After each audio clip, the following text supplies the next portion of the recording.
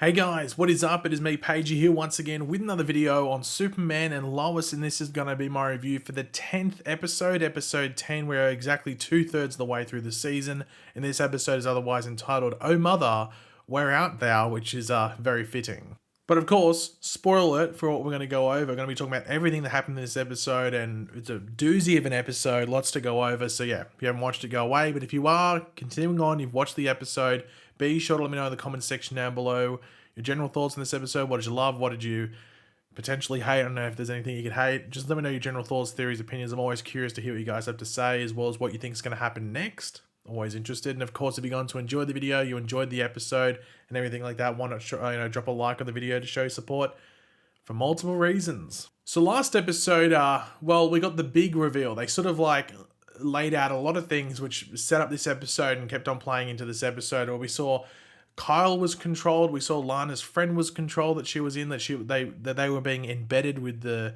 minds of dead Kryptonians that are long perished from the destruction of Krypton all those years ago. And they're being embedded, Kyle being one of them. And we got the big reveal last episode that Morgan Edge himself was also not just powered, so he's not a person that got embedded with a mind of a Kryptonian. He is Kryptonian himself. And that leads into this episode, because we pick up right where the episode left off last week. And we learned Morgan is actually called Tal-Rho. I don't know if that's someone from the comics. I don't know if that's made up for the show. I'm not too sure. But Tal-Rho was the pronunciation. He's actually the half-brother of Kal-El. They share the same mother, that being Lara. And he was actually sent to Earth much, much earlier than Kal. Before Kal was born, before Lara, had even met Jor-El. And Lara decided to, send Morgan or Tal-Rho to Earth when she first saw the signs of Krypton's impending doom.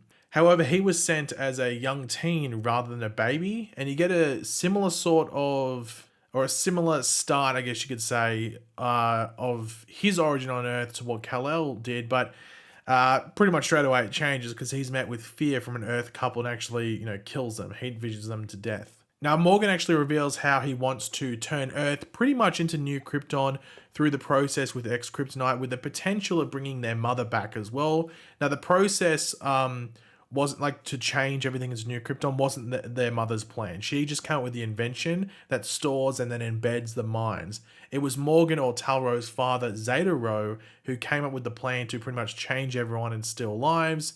And Jor-El in the fortress, unfortunately, cannot help because it really has nothing to do with him. Everything was done before he even had, Kal was born, and before he even started, seeing Lara. So he can't really help. It's just I don't really know too much about it. It's not my invention. Now, Kyle starts to reveal to Lana what actually happened to him. And I was like, okay, she's going to know fully what happened. But, that would sort of make everything easy this episode. But it's interrupted by Lois showing up. And his Kryptonian side does kick in. But luckily, Lois has some kryptonite.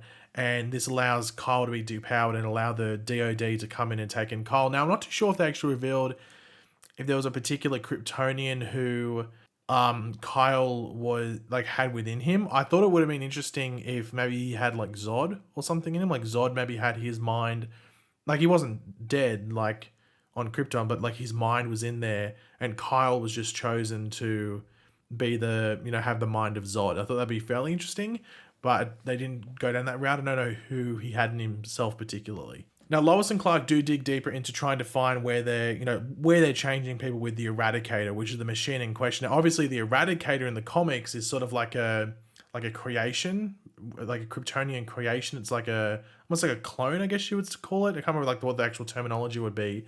I don't know if they're setting that up. So maybe by the end of the season, there's still one left, and that's the final boss. And just this overpowered Eradicator thing, and maybe they focus all their attention might I say, into making him super powerful. Because I don't know if it's just a coincidence that thing's called the Eradicator. We'll have to wait and see. But Kyle, or the Kryptonian-controlled Kyle, refuses to let up on any information, which I wasn't really expecting him to give away anything, to be completely honest. Now, earlier in the episode, Sarah had stormed out of the house because she suspects her dad has gotten back into drinking and being a drunk, and she's not happy that her mother is covering it all up. But she later learns from Jonathan and Jordan that well, that isn't the case and what really is up. And obviously Sarah's like a bit shocked by it first, almost in like in disbelief, but she comes around to the idea saying, well, why would these two people lie to me? Now, Lois is very suspicious that Morgan is giving Clark so much time to figure out what's going on. And why would he do that? Is it because he needs time? Obviously, it's because he wants sort of, Superman or Clark or Kal-El to make his own decision up. But it's still very, very suspicious. And we know that, or we suspected at least, that the whole, Kryptonian host thing was, like, say, like Kyle was Kyle for part time. That was going to last very long. Eventually, there's no longer going to be any Kyle. But regardless of all of that, they are able to find the actual scientist that we'd seen in a previous episode or two that has been helping out Morgan. And he actually has like really no idea how to change everyone back. He's actually sort of useless when you think about it, especially when they get to like the reversal process, outside of saying they sort of need the person who created it to do it. And who is the only person who can help? Well, it's the person who invented the process, that of course being Lara, or Kal-El's mother, so they need her. But of course, this requires a person to put the mind of Lara into in order to learn how to do the opposite. It's sort of interesting. They have to do this process in order to learn how to do the opposite. And that Lana, not Lara, Lana volunteers, and she feels like she has made mistakes in the past and feels it's warranted that she takes this risk. So Lana wants to become Lara. And I thought it was actually the smartest choice for the show to do that. I think to make Lana be the one that becomes Lara. Now, Jonathan and Jordan are actually able to get Sarah in to see Kyle, which I thought was going to happen. And Jonathan's getting very, very good at sort of matching up to his grandpa or, General Lane. But Kyle is long gone at that point. Like, he's not slipping back into that Kyle state of mind, even threatening Jonathan in the process. Now, that ends up being like a non-thing come the end of the episode, but I wonder if these people come back, or the person who was within Kyle it gets put into another body at some later stage. Maybe they're able to do that, and then that's who comes after Jonathan. I'd be very interested to see what happens there. But Jonathan, even though what happens at the end of the episode happens, maybe you should watch his back. Now, Clark as Superman talks to Lana to talk about what she is offering herself up to do. Now, I was wondering whether he was going to, reveal himself as Clark to Lana in the process. And I guess that confirms that she doesn't know Clark as Superman, which people were wondering from previous episodes. She was sort of giving hints that maybe she was, she might have known or something like that, but this means she has no idea. So I find that interesting. I wonder if we'll ever see that happen where, we'll see Superman reveal himself to Lana, that he has, Clark reveals himself to Lana that he is Superman. I don't know. I have to wait and see. Now, Lana does go through the process and is embedded with the mind of Lara. Now, so this is Superman's mother returning. Now, she reveals a bit more about her history on Krypton, while Kal-El tells her a bit more about his on Earth. And Lara reveals that the Kryptonian mind will eventually take over. It just depends how willing the host is to sort of let go and, accept the Kryptonian mind.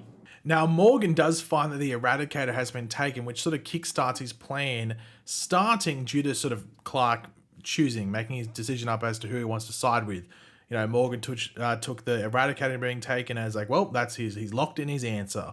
While Lara reveals that they need to willingly bring in the Kryptonian host one by one to go through this reversal process through the Eradicator machine, which is a hard task. They need to do it all at once, which requires a large, large power source, one rivaling the Earth's sun. Now, Superman does meet with Morgan again, where we learn more about his past, where he was hunted down. He landed in Britain, so he was raised in Britain, and that's why he has the accent. And he's met with the opposite of what Kal-El did when he arrived. He's even locked up in prison in a dark area.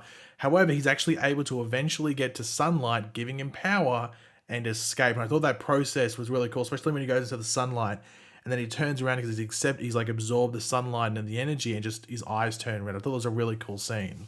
Now, the arrival of the Kryptonians begin as all the people in Smallville that went through the process, with the Eradicator, make themselves known. It's actually quite a lot of people. I was actually surprised it was that many people. I thought it might have been 10. It was 30 or 40. It was a lot of people. And this kickstarts a chase scene with Superman, and that was really cool. The sunset setting in in the background, it looked really, really cool when they were flying through. Now, Superman decides to use his own energy source through his heat vision, along with the heat vision of his host. So I was wondering, of the host, not his host, but the hosts of the Kryptonian minds, because I was wondering, would his power be powerful enough But then when you combine it with all those other, hosts doing the heat vision, yeah, that's enough power.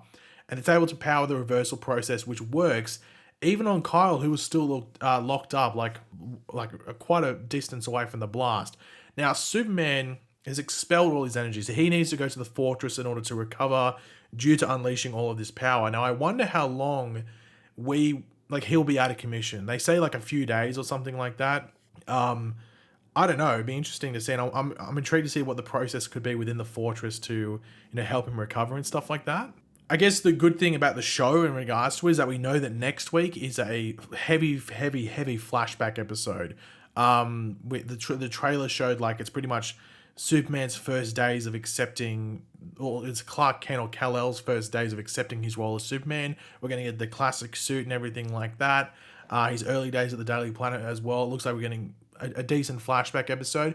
And I don't know if this is going to be one where he's in like a rejuvenation sort of thing within the fortress and he's just having flashbacks, or if the entire episode just flashes back and we live that whole flashback thing through, if that makes sense. So I'm curious to see how it is, but I'm excited for next week's episode because I love a good old flashback, especially because we're dealing with a much older Superman on the show. Now, the end of the episode is fairly interesting. We said that Leslie Lar is still powered because I completely forgot that she wasn't there. I didn't even notice. I was like, oh, Leslie's not there. She wasn't there. So she actually went to, I guess, where they were meant to meet.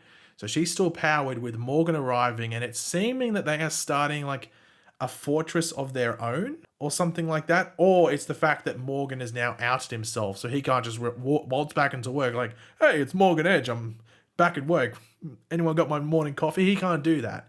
So this is like their new, workplace, if you want to call it. Workplace in the side of a rock. So I don't know if it's going to turn into like a fortress of solitude of their own, or it's just like a base of operations. So they're getting rural and they're getting out of the office. Maybe the sunlight might do themselves some good. Maybe they might get more powerful. I don't know, but I can't wait to see what happens. But yeah, overall, a great follow-up episode to last week. I'm excited to see where things go, and whether that's the end of like the Kryptonian host or there's something else coming, in the future of this season. There's still 5 episodes to go after this, which is insane.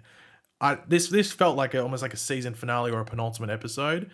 So I can't wait to see what happens next week and for the next 5 episodes as well. But yeah, if you enjoyed the video, it would be awesome if you could let me know. Well, no, if you enjoyed the video, it would be awesome if you could drop a like on the video to show your support for the channel, and if you enjoyed the episode. And of course, if you want to let me know your various opinions and thoughts and stuff like that in the comments section, feel free to. I'm always curious to read them. And of course, if you are new to the channel and you want to subscribe for more Superman, Lois, and other DCTV content, why not do that? But I will catch you on the next one. Stay safe. Goodbye.